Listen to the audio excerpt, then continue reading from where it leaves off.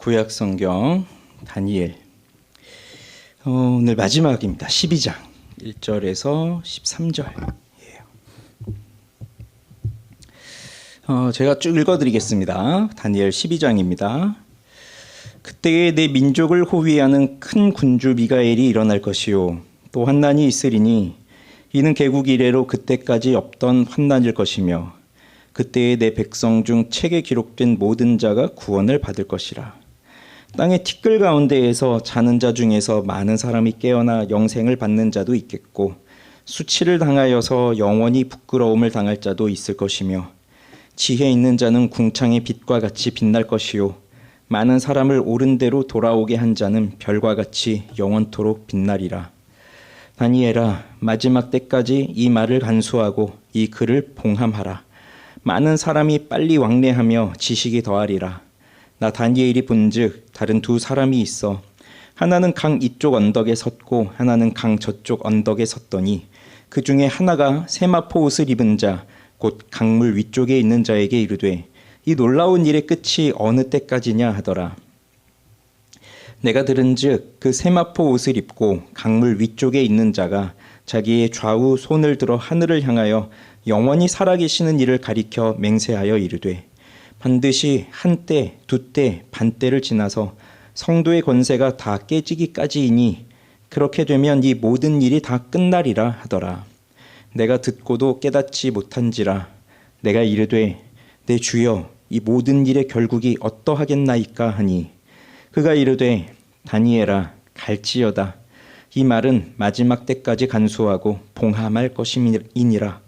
많은 사람이 연단을 받아 스스로 정결하게 하며 희게 할 것이나 악한 사람은 악을 행하리니 악한 자는 아무것도 깨닫지 못하되 오직 지혜 있는 자는 깨달으리라. 매일 드리는 제사를 폐하며 멸망하게 할 가증한 것을 세울 때부터 1290일을 지낼 것이요 기다려서 1335일까지 이르는 그 사람은 복이 있으리라. 너는 가서 마지막을 기다리라. 이는 내가 평안히 쉬다가 끝날 때에는 내 몫을 누릴 것임이라. 아멘. 지금 우리는 실용적인 낙관주의가 만연한 시대를 살아가고 있습니다. 옛날 같으면 지도자들이 나라에서는 왕이라든지 이런 권력자들이 모든 걸 결정을 했죠. 그래서 보통 사람들은 위에서 결정한 대로 그냥 통보를 받고 무조건 복종하면서 이제 살아야 하는 그런 삶이었는데 지금은 그렇지가 않아요. 지금은 거의 대부분의 일에 우리의 의견을 다 낼 수가 있고요. 그러다 보니까 이제 내가 살고 있는 모든 부분에 있어서 내 생각을 다 표현을 합니다. 그런 사회를 우리가 살아가고 있어요. 물론 그건 사람마다 또 생각은 다 다르죠. 그런데 내 생각이 맞다는 것을 나타내기 위해서 나 혼자 있는 게 아니라 맞는 사람들끼리 또 모이고요. 그렇게 해서 다수의 의견이 모아지면 어떤 것을 바꾸어 나갑니다.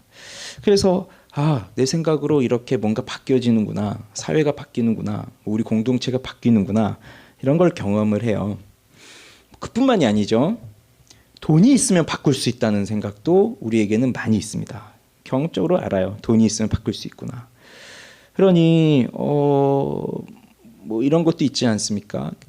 치아가 나는데 고르게 나지 않으면 옛날에야 그냥 덧니도 있고 이러면서 살았는데 요즘에는 어릴 때부터 다 이렇게 교정을 시켜준단 말이죠. 그러면서 그렇게 교정하면서 치아를 이렇게 가지런하게 할 수도 있고 거울을 보면서 눈이 좀 마음에 안 들어요. 난 왜 이렇게 눈이 작을까? 그러면 얼마든지 가서 쌍꺼풀 수술해서 눈을 크게 할 수도 있고 코가 왜 이렇게 낮지? 하면 코를 높일 수 있어요. 그런 시대에 살잖아요. 옛날에야 이렇게 성형수술하면 다 이상하게 이렇게 보지만 요즘은 하나도 이상하지 않잖아요. 사람들이 이렇게 대할 때. 그뿐만이 아니죠. 아내가 마음에 안 들어요. 그럼 또 이혼하고 아내를 바꿔요. 그뿐입니까? 이건 정말 잘못된 일이지만 성별도 바꾼단 말이죠. 내 성도 바꾼단 말이에요. 김씨, 이씨를 말하는 게 아니라 남성, 여성을 바꾼단 말이에요. 이런 이상한 시대를 이제 우리가 살아가고 있습니다. 어떤 면에서 굉장히 좋은 것도 있지만 이상한 것들도 되게 많은 시대를 살아가고 있어요. 그런데 이렇게 내 생각으로 뭔가를 바꿀 수 있다라는 그 생각을 갖고 우리가 이 시대 속에서 살아가다 보니까, 이러한 세상 속에서 우리가 신앙생활을 하다 보니까 우리 신앙생활에 부작용이 하나 또 생긴 게 있습니다. 무슨 부작용이냐면, 내 신앙도 내가 마음을 먹으면 고칠 수 있다, 이런 생각을 하게 되는 거예요. 내 신앙생활도 내가 마음을 먹으면 나를 바꿀 수 있다, 내가 고칠 수 있다, 이런 생각을 합니다. 그래서 성화의 삶을 우리들이 살아가기 위해서 영적인 기술들을 배우는 거예요. 그래서 그런 기술들을 습득하면 마치 우리가 운동을 뭘 배울 때 헬스장 가서 무슨 기구를 들어 올리고 뭐 이런 거를 할 때, 골프를 처음 치시는 분들이 골프 스윙을 배우고 뭐 이런 걸 할 때 뭔가 이렇게 동작을 배우면서 처음엔 잘 안 되지만 그걸 반복적으로 하다 보면 내 몸에 익어서 탁탁 되는 것처럼, 뭐 기도 생활, 말씀 생활, 무슨 교회 생활, 교회에서 하는 이런 활동들까지도 내가 뭔가 기술로 익혀서 이게 내게 익숙해지면 내 생활을 얼마든지 바꾸어 갈 수 있다. 지금은 내가 바쁘니까 이걸 잘 못하고 있지만 내가 마음만 먹으면 나는 기도도 할 수 있고 나는 성화의 삶을 살아갈 수 있다. 이런 생각을 하게 되는 부작용이 생겼어요. 그렇지만 이렇게 생각하면서 사는 사람들 대부분은 다 성화의 삶에 실패합니다. 왜냐하면 세상은 우리가 생각한 대로 되지 않아요. 물론 내가 의견을 내서 바뀌어지는 것도 있긴 하지만 그게 전부 다 아닙니다. 모든 걸 바꿀 수가 없어요. 모든 걸 세상을 바꿀 수 없어요. 내가 계획한 대로 세상이 돌아가지 않아요. 내 영혼도 마찬가지입니다.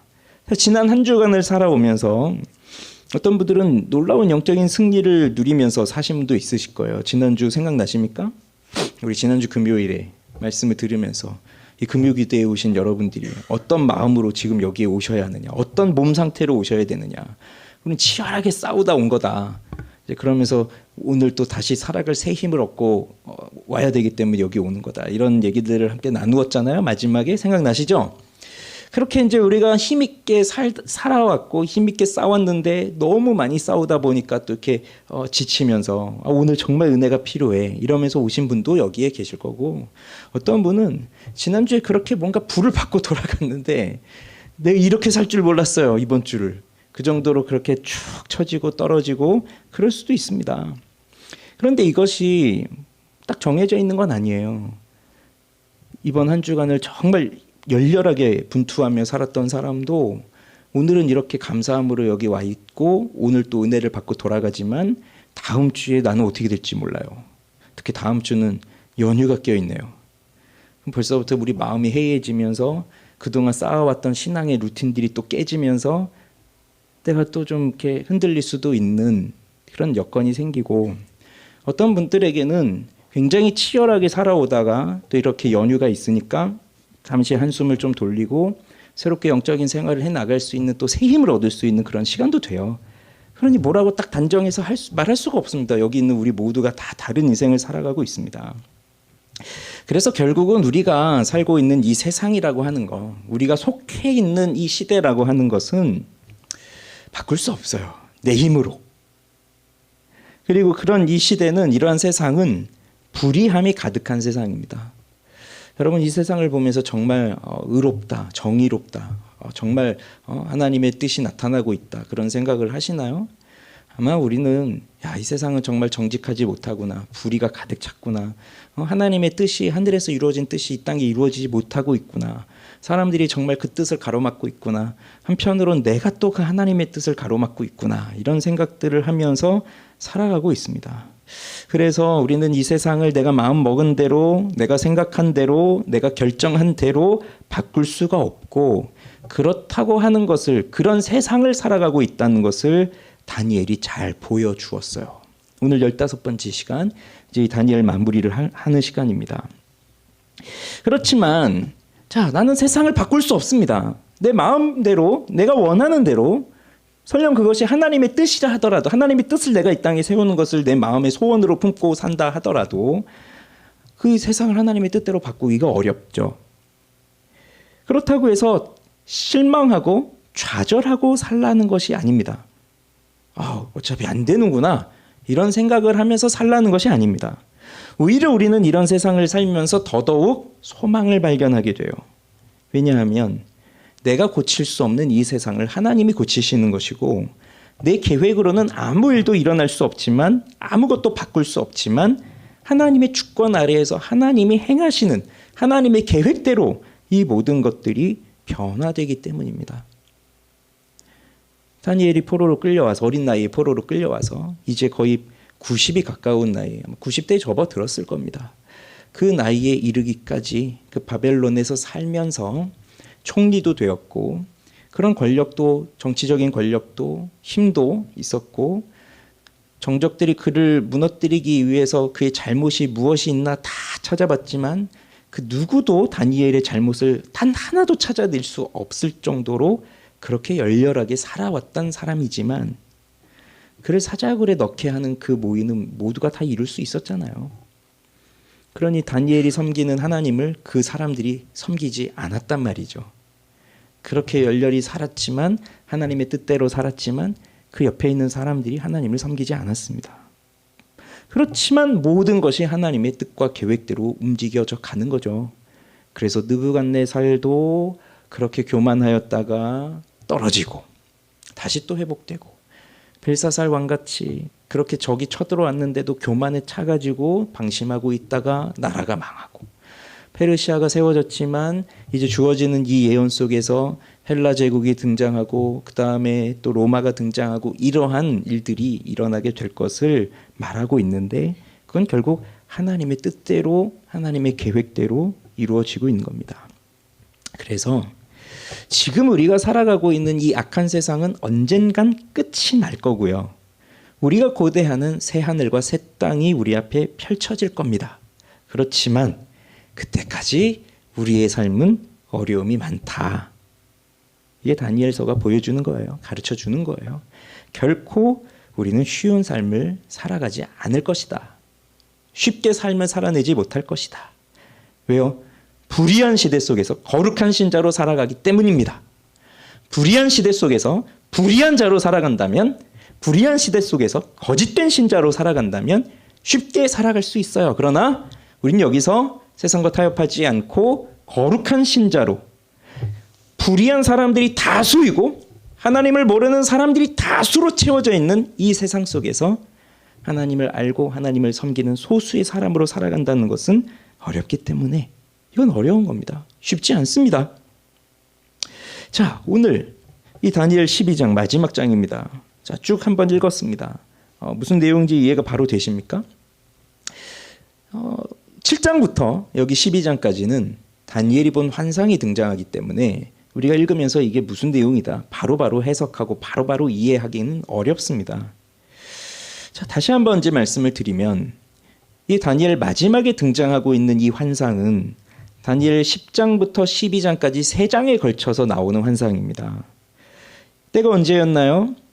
바사왕, 즉 페르시아 왕 고레스 통치 3년째, 고레스 왕 원년, 그때에 고레스 칙령을 반포해서 이스라엘 백성들, 유다 백성들을 예루살렘으로 가게 하였고 성전을 지을 수 있도록 허락을 해주었습니다.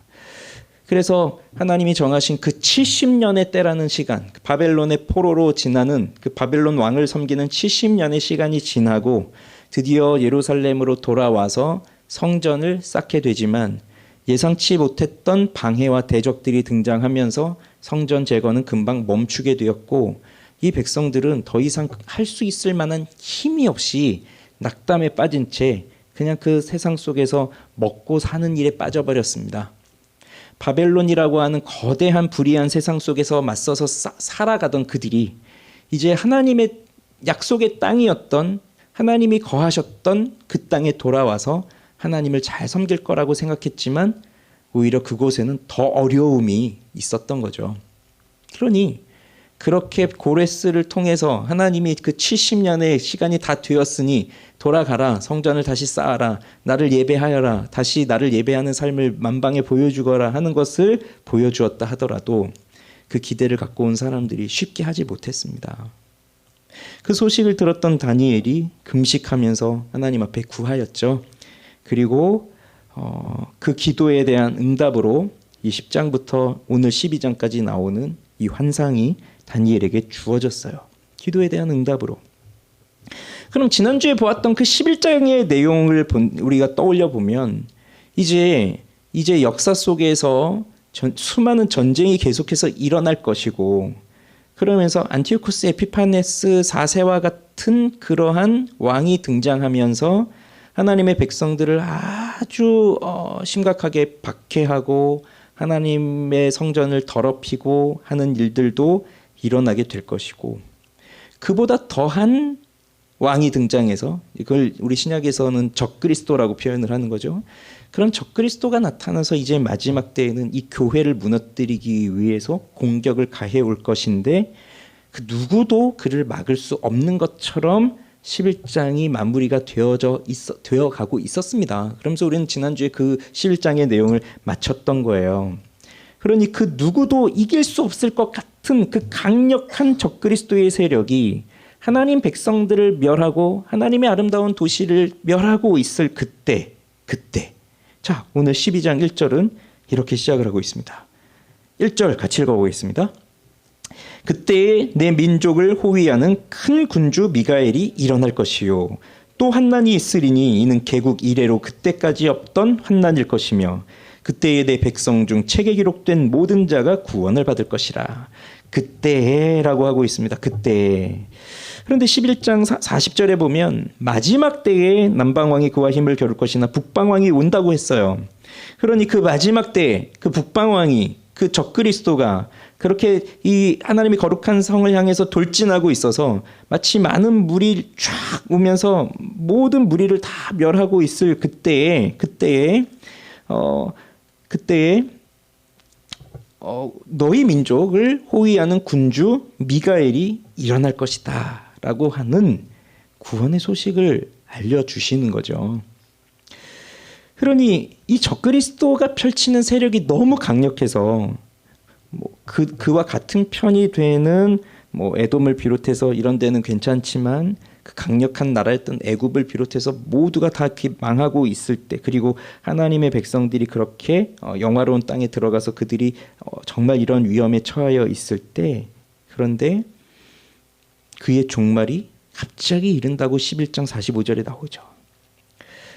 그러니 그렇게 빠른 시간 안에 하나님의 나라를 무너뜨리고 하나님의 교회를 멸하는 것 같지만, 그러나 하나님께서는 그를 멸하시면서 하나님의 백성을 구하십니다. 그래서 미가엘을 통해서 이렇게 큰 군주 미가엘이 일어나고, 그러면서 내 백성 중 책에 기록된 모든 자가 구원을 받을 것이라 라고 하는데, 그런데 이때 일어나는 그 환난이 지금까지 없을 정도로 굉장히 무섭고 큰 환난이 임한다는 것이죠. 그럼 여기서도 우리는 보게 되는 교훈이 뭐냐면, 미가엘이 일어났어요. 그 미가엘이 우리를 대신하여 싸우잖아요. 그게 또 10장 마지막에서도 나왔던 이야기였죠. 그리고 요한계시록에 나오면 또 등장한단 말입니다. 이 미가엘이. 그런데 이 미가엘을 통해서 하나님의 백성들이 지금 이 어려움, 지금까지 겪어보지 못하였던 큰 환난이 임하고 있을 때 미가엘이 와서 그 환난과 박해를 없애주어서 이 하나님 백성들이 편안하게 신앙생활을 할 수 있도록, 그렇게 편안하게 마지막을 기다릴 수 있도록 해주느냐? 아니라는 겁니다. 오늘 1절을 보면 그런 일은 없어요. 그러니 하나님 백성들은 여전히 어려움을 당하는 거예요. 여전히 환난을 당해요. 그렇지만 그 속에서 지켜주실 것이고, 그 환난이 있을 때 그들을 구원해 줄 것이다. 책에 기록된, 요한계시록이 생각이 나는 거죠. 생명책에 기록된 자들, 그들은 구원해 주실 것이다. 그래서 하나님 백성들이 공경이 가득 차 있을 때 하나님은 오셔서 백성들을 구원해 주신다는 겁니다. 그러니 우리에게 어려움이 아예 없는 게 아니라 어려움 있지만 구해내신다. 그걸 믿으라는 거예요. 그러면서 2절에는 이렇게 말해요. 땅의 티끌 가운데서 자는 자 중에서 이건 뭘 말하는 걸까요? 땅의 티끌 가운데서 자는 자. 죽음을 얘기한 겁니다. 그러니까 죽은 자들 가운데 많은 사람이 깨어나 영생을 받는 자도 있겠고 수치를 당하여서 영원히 부끄러움을 당할 자도 있을 것이며 그러니 죽은 자들 가운데에 다시 깨어나서 영생을 받는 자도 있고 영원한 부끄러움을 받는 자도 있다. 지금 구약 성경 안에서 우리 육체의 부활을 명확하게 말해주는 아주 대표적인 구절이에요. 그래서 어떠한 사람은 영생에 들어가고 누구겠습니까? 아까 그 책에 기록된 자들, 예수를 믿는 자들이고요. 그렇지 않은 자들은 부활하여서 영원한 심판 가운데 떨어지는 사람도 있다는 거죠. 그러니 잘 보세요. 이 지금까지 없었던 이 거대한 환난이 모든 사람들을 덮겠지만 그것이 마치 정금을 만들기 위해서 아주 뜨거운 풀무불 속에다 집어넣어서 그 금을 재련해서 그 오랜 기간 동안에 뜨거운 불에서 여러 번을 할 때 그 순금이 나오잖아요. 불순물은 쫙 빠지고 마치 우리 성도들이 당하는 고난이 이러한 시험과도 같아서 그렇게 시련을 당하면서 그 시험을 겪으면서 우리의 불순물이 떨어져 나가고 우리가 더 온전한 성도로 이렇게 또 변화되어져 가는 그 과정인데 그러나 원래 여러분 돌덩이를 그 뜨거운 불 속에 한 1000번을 뺐다가 두들겼다고 하면 그 돌덩이가 금으로 바뀌겠어요? 그건 있을 수 없는 일이죠. 그러니 하나님을 섬기지 않는 자들이 이런 불과 같은 시련을 당한다고 해서 그들이 그럼 온전한 믿음으로 변화될 수 있느냐? 그건 아닙니다. 그래서 우리 인생 속에서 겪게 되는 수많은 고난이 있지만 고난을 많이 당한다고 해서 모두가 다 좋은 그리스도인이 되는 건 아니에요. 예수를 믿은 사람들, 예수로 인해서 변화된 사람들이에요. 그들 속에는 정금이 있는 거죠. 예수를 만났으니까. 그런데 세상 살면서 이렇게 때도 묻고 저렇게 때도 묻고 하다 보니 금이 잘 드러나지 않는데 그런 불과 같은 시련을 통해서 불순물들을 다 떼내고 아름다운 정금으로 만들어가는 거예요. 그런데 금 자체가 없는데요. 뭐 불같은 시련이 들어간다고 해서 아주 아름다운 금으로 변화가 되겠습니까? 그렇지 않습니다. 그러니 이런 자들은 수치를 당하여서 영원한 부끄러움으로 들어가는 거예요. 그러면서 3절이 이렇게 말합니다. 3절 우리 같이 읽어봅시다. 3절 시작. 지혜 있는 자는 궁창의 빛과 같이 빛날 것이요 많은 사람을 옳은 대로 돌아오게 한 자는 별과 같이 영원토록 빛나리라. 멋진 말씀 아닙니까? 지혜 있는 자는 궁창의 빛과 같이 빛난다. 그러니 이 지혜 있는 자는 누구를 말하는 걸까요? 앞에서 말하고 있었던 지금까지 경험해보지 못한 그 극심한 고난과 환난과 시련과 박해를 당하는 그 사람을 말하고 있는 겁니다. 그 사람이 그렇게 시련을 당하지만 결국은 궁창의 빛과 같이 빛날 것이다. 또 이 사람은 어떠한 사람이었어요? 많은 사람을 옳은 대로 돌아오게 한 자입니다. 그냥 산 사람이 아니에요. 많은 사람을 옳은 대로 돌아오게 한 사람이에요. 이 사람은 누구겠어요? 자기가 가지고 있는 하나님을 향한 믿음, 예수 그리스도를 향한 그 믿음을 가지고 다른 사람들을 그 믿음으로 이끈 자들이에요.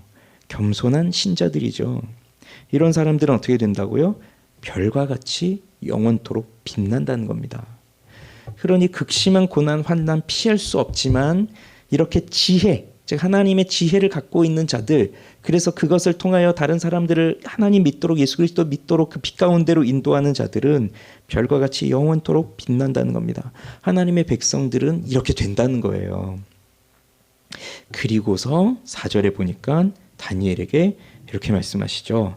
마지막 때까지 이 말을 간수하고 이 글을 봉함하라. 많은 사람이 빨리 왕래하며 지식이 더하리라.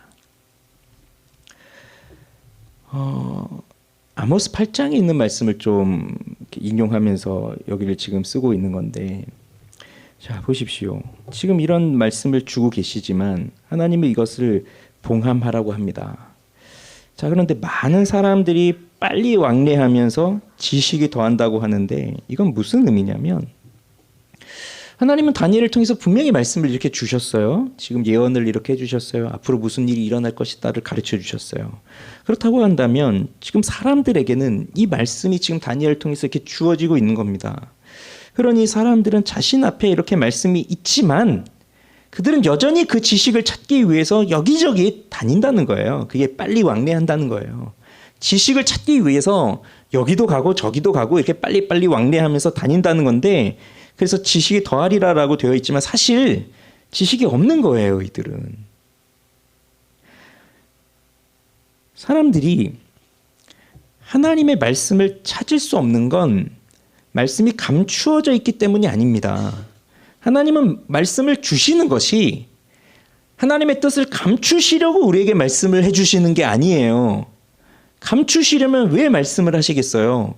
알리시려고 말씀을 주시는 거잖아요. 그게 계시잖아요. 하나님 자신이 어떠한 분이신지 하나님의 뜻이 무엇인지를 가르쳐 주시는 게 계시잖아요. 그러니 이러한 것도 자신을 알리시기 위해서 말씀을 주시는 겁니다. 봉하라고 한 거는요, 비밀에 붙이라는 게 아니에요. 이거는 지금 이 이야기가 앞으로 미래의 세대들에게 알려져야 할 이야기이기 때문에 그걸 잘 간직하고 있으라는 거예요. 잊어버리지 말고, 잃어버리지 말라고. 그냥 이거 봉하라는 건 비밀에 붙여서 모르게 하라는 게 아니에요. 그런 의미가 아니에요. 잘 간직하라는 거예요. 안전하게 보관하라는 거예요. 다음 세대들이, 다음 세대들이 이 말씀을 잘 들을 수 있도록. 그래서 하나님의 진리는 마치 이렇게 봉해져서 안전한 곳에 감추어져 있고 보관되어 있는 것 같지만 사람들이 못 보는 곳에 보관되어 있는 게 아니라 사람들이 잘 볼 수 있는 곳에 보관되어 있는 거예요. 그렇기 때문에 사실 말씀은 가까운 데 있고 진리는 가까운 데 있지만 사람들은 눈을 뜨지 못하고 있으니까 보지를 못하고 있는 겁니다. 말씀이 감추어져 있는 게 아니라 자기 눈이 가려져 있고 자기 귀가 막혀 있고 자기 마음이 닫혀져 있으니까 보지를 못하는 거예요. 그러면서 여기 가면 지혜를 얻을 수 있을까? 여기 가면 세상의 지혜를 얻을 수 있을까? 이리저리 왔다 갔다 하면서 지식이 더해지지만 그 지식은 하나님을 아는 지식이 아니라 세상을 아는 지식. 그러니까 세상의 지식. 세상의 방식대로 살아가는 지식. 그게 점점 더해져 간다는 거예요. 그러니 다시 한번 우리는 생각하게 되는 거죠. 우리가 살고 있는 시대가 어떤 시대냐? 불의한 시대. 오늘 새벽에도 말씀을 읽었잖아요. 무슨 기도를 했습니까? 그 시인이. 오늘 말씀 속에서. 자, 누가 이제 새벽 기도의 말씀을 들으셨는지 안 들으셨는지 매일 성경 묵상을 꾸준히 하고 계신지 내 눈을 열어 주의 율법에서 놀라운 것을 보게 해주십시오. 그걸 간구했단 말이에요. 그러니 말씀을 다 알고 있다고 생각하지만 사실 우리가 모르는 건 너무 많아요. 그러니 눈을 열어서 보게 해주십시오. 말씀 여기 가까이 있습니다. 여기 다 이렇게 가까이 있습니다. 이렇게 우리에게 다 주어져 있습니다. 근데 우리가 아무리 이걸 읽어도 이해 못하는 것들이 너무나 많고 그리고 하나님이 실제로 지금 이 역사 속에서 죽어있는 하나님이 아니라 정말 살아계신 하나님인데 그 하나님이 어떻게 역사하여 가시는지를 우리 눈이 떠져야 보인단 말이에요. 그걸 볼 수 있단 말이에요. 그리고 말씀은 누차 얘기하지만 살아있기 때문에 그 살아있는 것이 우리 마음속으로 들어오면 그 말씀이 가만히 있을 수가 없어요. 여기 집에서 그 강아지 키우시는 분들 계시죠? 반려견 키우시고 또 고양이 키우시고 이렇게 키우시는 분들 계시잖아요. 많이 계시더라고요. 저희 교회에 많이 그렇게 키우시는데 한번 생각해 보세요. 우리 집에 그 강아지가 처음 들어왔을 때 생각해 보세요. 뭐 다 사연은 다 있으시겠죠. 근데 처음 들어왔는데 그 강아지를 데리고 왔는데 뭐 사왔든지 데리고 왔든지 그 강아지를 키우기 전과 강아지를 키우고 난 후 내 인생은 달라졌다. 자, 달라졌습니까? 안 달라졌습니까? OX. 달라졌습니까? 안 달라졌습니까? 달라졌잖아요. 안 달라졌다고요? 아니, 강아지 키우기 전에 강아지 데리고 산책 다니셨어요? 강아지 그 물 준다고 뭐 그런 거 밥 준다고 그렇게 해보셨어요?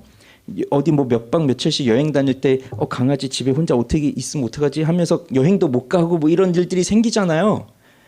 그렇지 않습니까? 맞잖아요. 그러니까 우리 집에 그런 애완동물이 반려견이든 반려묘이든 뭐 심지어 진짜 그 어항에서 키우는 물고기든지 뭐라도 있으면 내 삶의 패턴이 달라지는 거예요. 라이프 스타일 자체가 바뀌어요. 왜요? 생명이 들어왔거든요, 그 집에. 그 하나의 생명이 들어오니까, 사람은 아니지만 하나의 생명이 들어오니까 내 삶이 바뀌어진단 말입니다. 그런데 하나님의 말씀이 내 속에 들어오는데 어떻게 안 바뀔 수가 있겠어요? 하나님의 말씀이 내 속에 들어왔는데 내 삶이 하나도 안 바뀌었다? 그건 하나님의 말씀이 들어온 게 아니에요. 그냥 죽어있는 글자가 내 속에 들어온 거죠. 그냥 뭐 하나 감동받고 끝난 거예요. 정말로 하나님의 말씀이 내 속에 들어왔다면 나를 바꿀 수밖에 없어요. 내 삶을. 그게 말씀의 능력인데요. 그러니 눈이 열린 사람들, 마음이 열린 사람들, 그들은 말씀이 들어옵니다. 그래서 삶을 바꿉니다. 삶이 바뀝니다. 비록 이 세상이 하나님 없는 세상, 하나님 없다고 하는 세상, 그렇게 어리석은 자들로 가득한 세상, 그래서 마음속에 하나님이 있다고 하는 사람들을 떡 먹듯이 집어먹어 삼키우는 그런 세상 속에서 우리가 살아가고 있다 하더라도 하나님의 말씀이 들어온 사람들은 그 속에서 꿋꿋하게 살아낸다는 얘기예요. 자, 5절부터요. 다니엘이 또 환상을 이렇게 봅니다. 자, 5절 제가 읽어드릴게요. 나 다니엘이 본즉 다른 두 사람이 있어. 하나는 강 이쪽 언덕에 섰고 하나는 강 저쪽 언덕에 섰더니. 천사를 보는 것 같아요. 근데 6절 그 중에 하나가 세마포 옷을 입은 자. 그 전에도 있었죠. 세마포 옷을 입은 분. 그 강물 위쪽에 있는데 자, 한쪽의 천사가 그에게 질문을 합니다. 그 6절 마지막 부분에 보면 질문을 해요. 뭐라고 질문하냐면 이 놀라운 일의 끝이 어느 때까지냐라고 질문을 합니다. 놀라운 일이 뭘 말하는 걸까요? 바로 이 환난, 심판, 그리고 구원. 자, 이것이 언제 일어납니까? 라고 하는 그 시간에 대해서 질문을 하고 있어요. 어느 때까지입니까? 이 극심한 환난이 어느 때까지 주어지는 것입니까? 하나님 나라 백성에 대한 이 박해가 언제까지입니까? 그걸 천사가 또 궁금해하고 있는 거예요. 천사가 질문을 해요. 그것에 대한 답이 나옵니다. 7절. 자, 읽어봅시다. 7절 시작. 내가 들은즉 그 세마포 옷을 입고 강물 위쪽에 강물 위쪽에 있는 자가 자기의 좌우 손을 들어 하늘을 향하여 영원히 살아계시는 이를 가리켜 맹세하여 이르되 반드시 한때 두때 반때를 지나서 성도의 권세가 다 깨지기까지이니 그렇게 되면 이 모든 일이 다 끝나리라 하더라. 천사가 물었습니다. 어느 때까지입니까? 그런데 다니엘이 옆에서 엿듣고 있는 거예요. 다니엘이 직접 물은 게 아니니까 천사의 대화를 듣고 있습니다. 그런데 뭐라고 하시냐면 반드시, 자, 우선 두 손을 들었다고 합니다. 보통 맹세할 때 우리가 이렇게 가슴에 한 손을 얹거나 선서할 때 이렇게 한 손 들고 하잖아요. 그래서 진실하게 고백한다는 건데 두 손을 들었다는 것도 특이한 거죠. 그러니까 확실한 거예요, 확실히.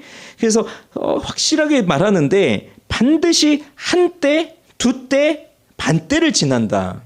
그럼 사실 이게 지난번에도 있었습니다. 7장에서도 한때, 두때, 반때. 그러면 자, 한때를 1년이라고 친다면 두때는 2년이죠.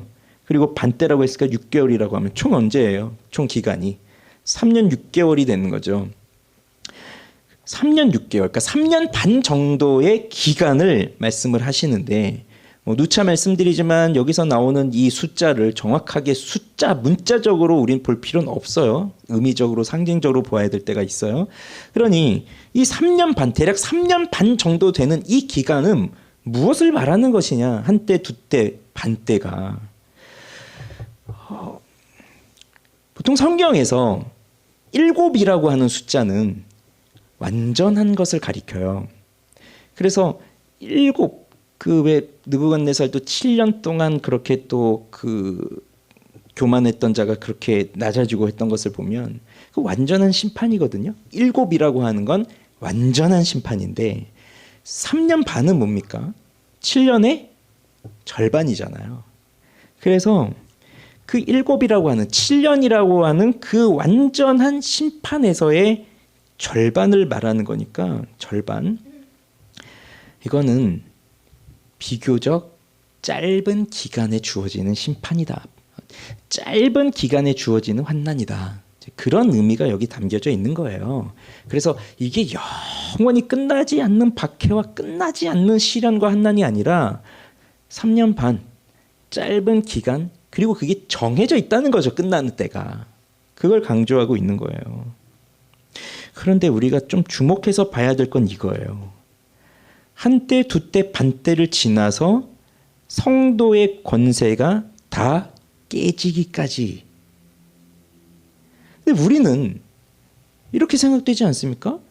이 환난이 주어지고 그리고 적그리스도가 나타나서 교회를 박해하고 그런 우리 믿는 자들을 아주 고통 속으로 밀어넣고 있을 때 이 고난이 언제 끝나냐? 그러면 그 적그리스도의 세력이 다 했을 때, 하나님을 반하고 하나님을 대적하고 우리 하나님 백성들을 어려움 속으로 몰아넣는 그 악한 세력의 권세가 다 깨져서 없어졌을 때, 그때 환난이 끝날 거라고 생각하지만, 근데 오늘 주시는 말씀은 반대예요. 성도의 권세가 다 깨질 때. 그러니 우리는 교회가 강할 때, 교회가 강할 때 이 하나님 나라의 영광이 충만하게 이 땅에 임할 것이라는 생각을 하게 되지만 정확히 정반대를 말하고 있습니다. 적그리스도가 하나님을 대적하는 악한 권세들이 이 교회의 권세를 무너뜨릴 때, 그래서 교회가 완전히 무너지는 것 같을 때 바로 이 환난은 끝난다는 거예요. 그때에 그리스도의 놀라운 부활의 영광이 나타난다는 거예요. 이 비슷한 말씀을 예수님이 하십니다. 마태복음 24장에 가면. 그리고 제자들도 물어요. 이것이 언제 일어납니까? 뭐 이런 것들 이제 제자들이 묻고 예수님 답하시고 하시는데, 그때도 예수님이 하시는 말씀이 뭐냐면 하나님 나라의 완성이 있기 전에 교회 권세가 깨질 것이다. 그러니 뭘 말하겠어요? 교회가 세상을 바꾸는 게 아니라는 거죠. 교회는 깨집니다. 그만큼 고난을 당하는 거예요. 그만큼.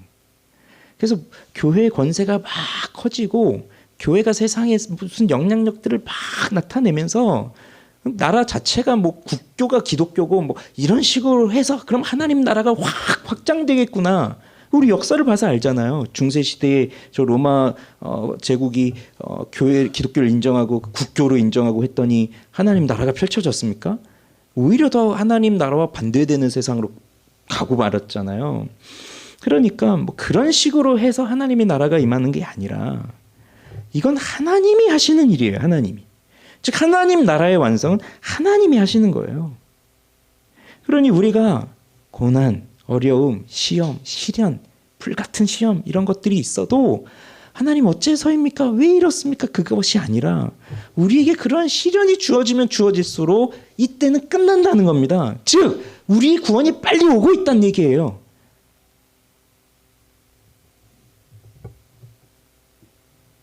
그래서 하나님이 영광을 받으시는 거예요. 교회가 강해졌을 때, 교회 힘으로 세상을 바꾼다 그러면 교회가 영광을 받겠죠. 그러나 우리는 그리스도의 몸일 뿐입니다. 그리스도가 머리세요. 우리가 머리가 아닙니다. 우리가 하는 일을 그리스도를 대신해서 그리스도 보고 시키는 존재가 아니라 우리는 그리스도께서 원하시는 일을 우리가 그리스도를 대신해서 하는 그리스도의 종이에요. 그리스도의 제자이고. 그러니 모든 영광은 우리 그리스도께로 가야죠. 이 이야기를 다니엘이 들었어요. 근데 여러분 바로 이해가 되세요?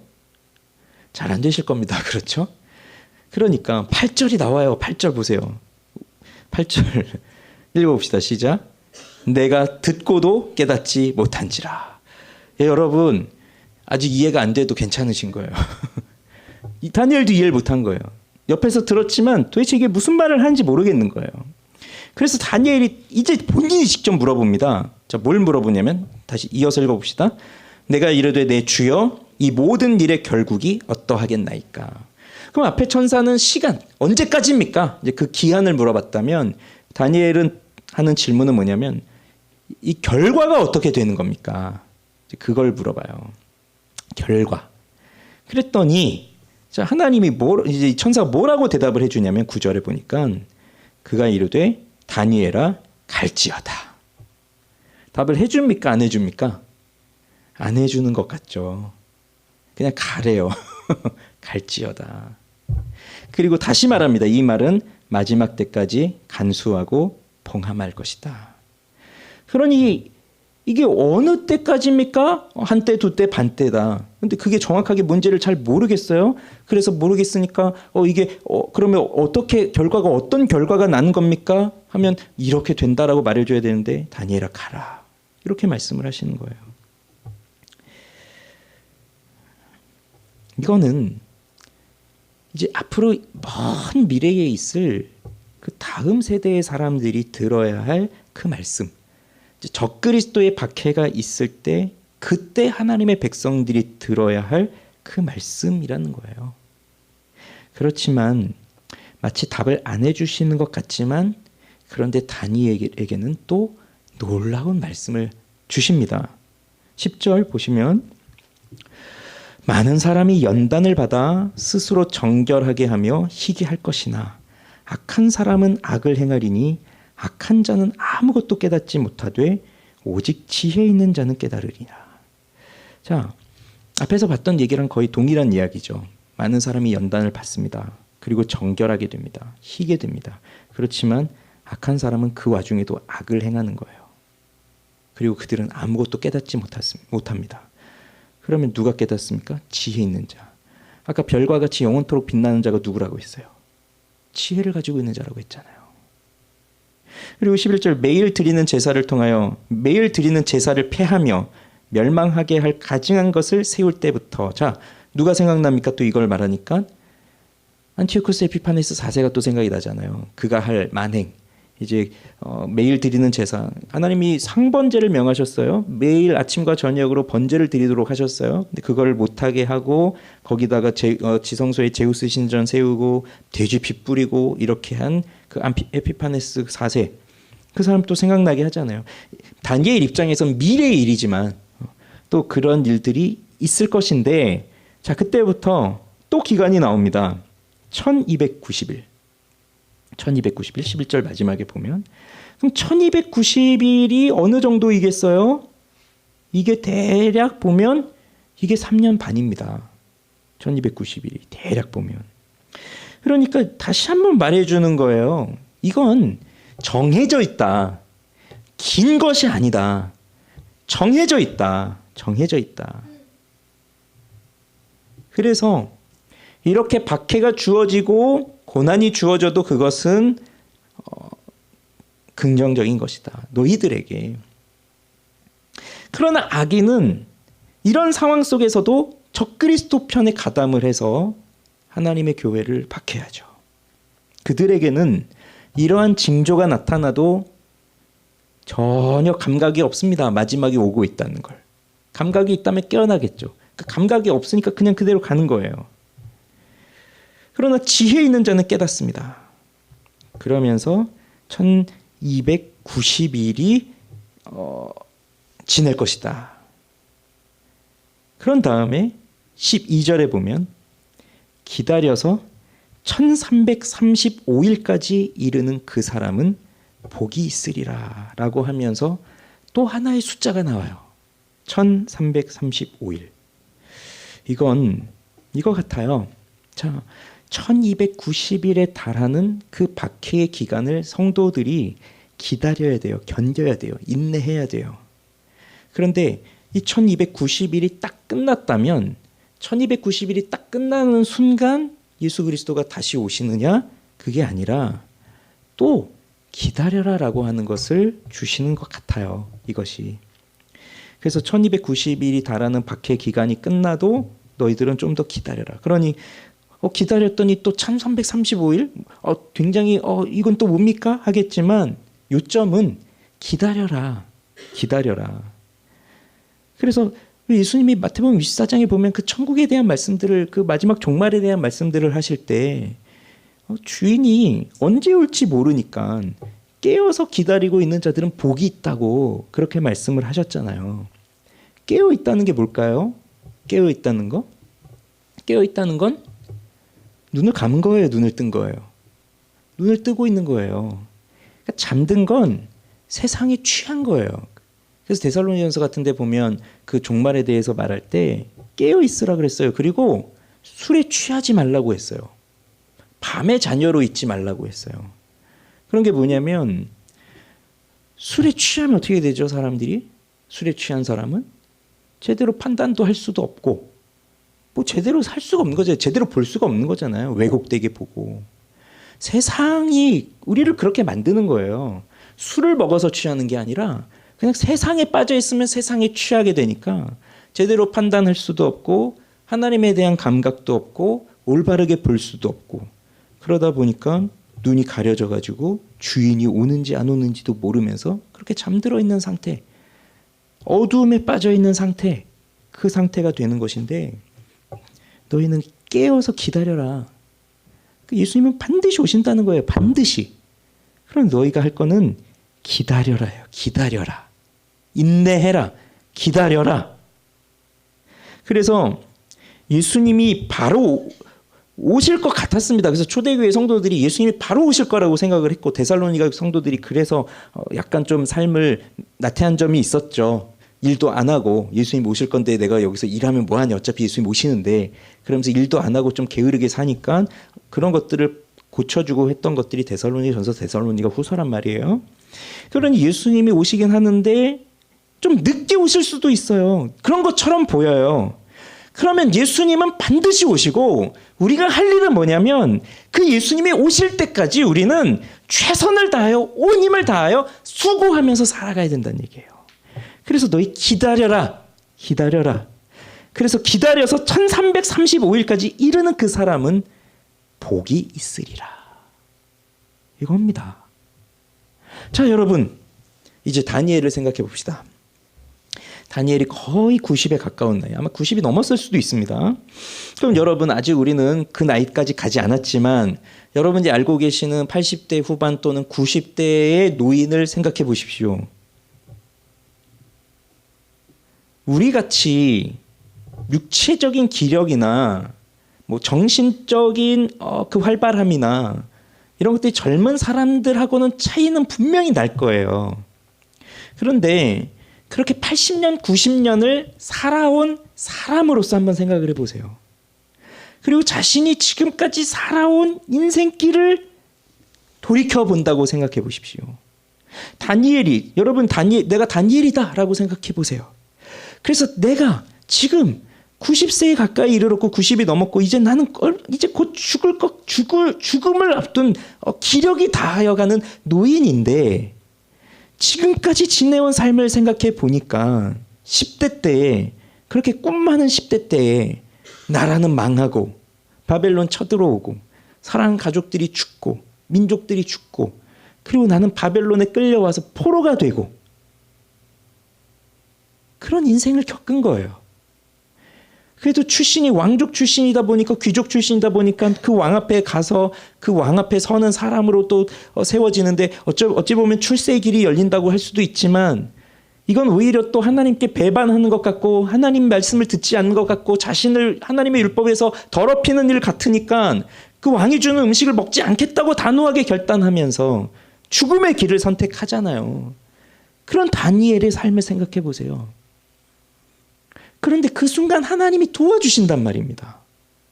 그리고 오히려 다른 사람들보다 더 지혜롭고 더 용모도 준수하고 더 건강하고 더 뛰어난 사람으로 하나님이 세워주세요. 그 친구들 어떻습니까? 풀무불에 던져질 상황에 놓여 있잖아요. 신상, 느부갓네살이 꾼 꿈 그거 못 알아내면 다 죽인다고 하고 있잖아요. 자, 그러한 인생을 이 다니엘이 살아왔습니다. 그리고 마지막에 어디도 가요? 사자굴까지 들어간단 말이에요. 그런 인생을 살아왔던 이 다니엘이 지금 이 마지막과도 같은 자신의 인생의 기력이 다하고 있는 때 이런 환상을 보고 있을 때에 주님께서 주시는 그 말씀이 무엇입니까? 나는 지금 70년의 연한이 무슨 뜻인지를 알아서 그렇게 금식하며 하나님 앞에 죄를 뒤집어 쓰고 열심히 기도하였는데 정작 나는 못 가는구나. 저 고향으로 돌아가지를 못하는구나.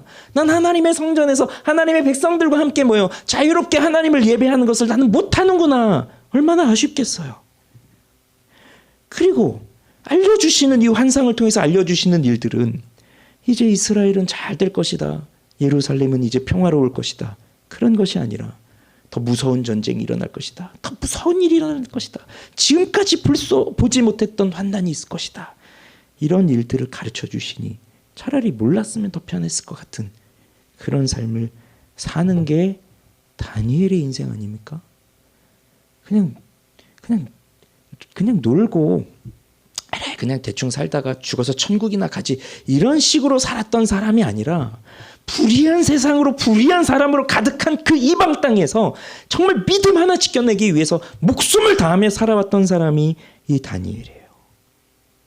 그럼 하나님이 그에게 무엇을 말씀하여 주시는지를 봅시다. 13절입니다. 다 함께 읽읍시다. 시작. 너는 가서 마지막을 기다리라. 이는 내가 평안히 쉬다가 끝날에는 내 몫을 누릴 것임이라.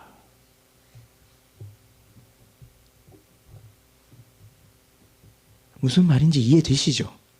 지금 주님께서 뭘 다니엘에게 말씀하고 계신지 여러분 이해되시죠? 무엇입니까? 너는 너의 길을 가거라. 다니엘이 더 이상 질문하지 않습니다. 왜요? 질문할 필요가 없습니다. 너는 너의 길을 가거라. 부활의 날 언제인지 모릅니다. 이 심판의 끝날 이 적그리스도의 세력이 멸하고 만왕의 왕이신 예수 그리스도가 다시 오실 그날이 언제인지는 명확하게 모릅니다. 정확하게. 그렇지만 주님이 주시는 약속이 뭐예요?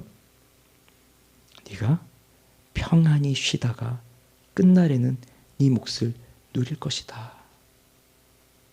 앞에서 얘기했던 정결하게 되며 희게 되는 사람, 책에 기록된 자는 구원을 받는다고 한 사람, 지혜로워서 많은 사람을 옳은 대로 이끌어 별과 같이 영원토록 빛나는 사람, 너가 바로 그 사람이다. 너가 그렇게 살아왔다. 그러니 이제 너는 평안하게 쉬거라. 여러분, 우리 인생이 어렵습니다. 우리 예수를 믿는 삶이 쉽지 않습니다. 우리가 살아가는 삶, 불의한 세상입니다. 우리에게 박수 쳐주고 우리에게 격려해주고 그런 세상이 아닙니다. 세상은 계속해서 우리를 공격할 겁니다. 우리를 넘어뜨릴 겁니다. 그래서 적그리스도의 목적이 뭐겠습니까? 적그리스도의 목표가 무엇이겠습니까? 우리로 하여금 하나님을 예배하지 못하게 하는 겁니다. 그 일은 역사 속에서 계속해서 일어났고 지금도 일어나고 있습니다. 사람들의 사상을 보더라도 그렇습니다. 그렇죠? 공산주의 사상이 들어왔다고 생각해 보세요. 공산주의 나라에서 하나님을 자유롭게 예배할 수 있을까요? 없습니다. 하나님 예배 못합니다. 그러면 자본주의 사회에서는 하나님을 예배할 수 있을까요? 물론 자유롭게 예배할 수는 있겠죠. 그렇지만 자본주의가 가지고 있는 돈에 대한 그 탐욕과 그 세속주의는 또 하나님을 예배하지 못하게 만듭니다. 진정한 의미에서. 그러니 이 세상은 하나님을 예배하지 못하도록 만드는 거예요. 우리 얼마 전에 경험했던 코로나 팬데믹 같은 거, 그런 일들이 닥쳐온다고 생각해 보세요. 모이질 못합니다. 교회는 모임인데 모이질 못해요. 뭘 못하게 하는 겁니까? 예배를 못 드리게 하는 겁니다. 그리고 세상은 예배를 못 드리도록 막아버렸죠. 이런 일이 안 일어나겠습니까? 또 일어납니다. 계속해서 일어날 겁니다. 더 심하게, 더 어렵게, 우리 코로나 때보다 더 어렵게 예배 못하도록 만들 겁니다. 그게 우리가 살아가는 삶이에요. 지금 우리가 놓여있는 시대예요. 그럼 여기서 우리는 무엇으로 부름을 받았습니까? 빛으로 부름을 받은 거예요. 그래서 우리는 하나님의 나라가 이미 임했어요. 예수님이 오셔서 눈먼 자의 눈을 뜨게 하고 저는 자의 발을 걷게 하고 귀신을 쫓아내고 죽은 자를 살려내실 때 이미 하나님 나라가 우리 가운데 임하였다고 예수님 말씀하셨어요. 우리는 이미 그 예수님께서 이루신 이미 임한 하나님의 나라 속에서 그리스도의 빛을 우리는 나타내며 그리스도의 향기를 나타내며 살아가는 빛이에요. 그런데 우리는 자꾸 그 빛을 잃어버리고 살죠. 어둠에서 살고 있어요. 그러나 우리가 잊지 말아야 합니다. 우리는 계속해서 이 힘겨운 싸움을 해나가야 되고, 그래서 우리는 변화를 받아서 이 악한 세대를 따라가는 자들이 아니라 변화를 받아서 하나님의 거룩하고 온전한 뜻이 무엇인지를 분별하며 나타내는 그 삶을 우리들이 실제로 살아내야 돼요. 그게 바로 빛으로서의 삶입니다. 무늬만 빛이 아니에요. 이름만 빛이 아니에요. 정말로 빛을 나타내는 성도들이에요. 그러니 우리는 교회가 힘을 다할 때까지, 그 교회의 권세가 다 깨질 때까지도 우리는 그 일을 하면서 죽도록 충성하면서 사는 것이 이게 우리가 해야 할 일이에요. 그러나 어려움은 주어지겠죠. 그렇기 때문에 우리는 무엇을 고대해야 되느냐? 주여 우리의 눈을 열어주십시오. 사실 우리가 하나님 우리와 함께 해주시옵소서, 사실 그 기도는 안 해도 됩니다. 왜냐하면 내가 세상 끝날까지 너희와 함께 있으리라 하고 약속하시고 하늘로 가셨잖아요. 예수님은 우리와 함께 있겠다고 약속하셨는데 주님 제발 우리와 함께 해주세요. 사실 그렇게 기도할 필요는 없죠. 약속하셨으니까요. 그걸 정확하게 믿고 있다면.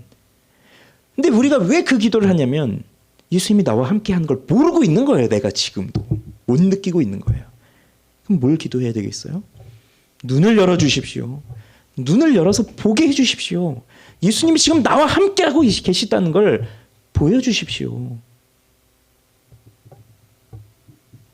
엘리사를 잡으러 왔을 때 도단에 있는데 수많은 군대가 왔지만 그 사환이 두려워 떨고 있을 때 눈이 탁 떠지니까 그보다 더한 하늘의 군대가 지키고 있었잖아요.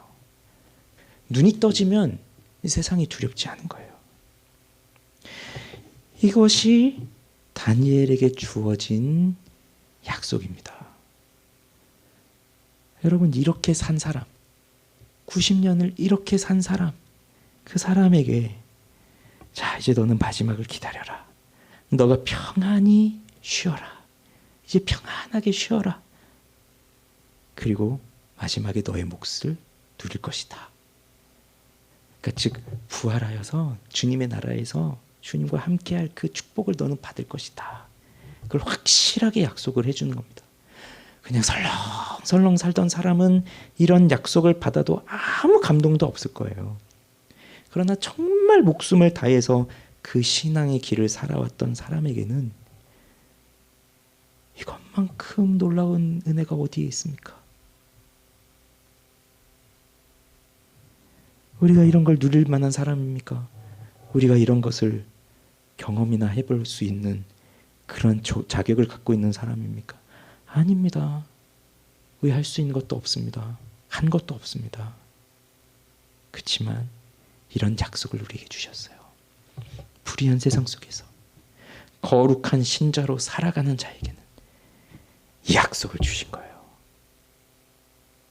그러니 사랑하는 여러분, 이렇게 삽시다.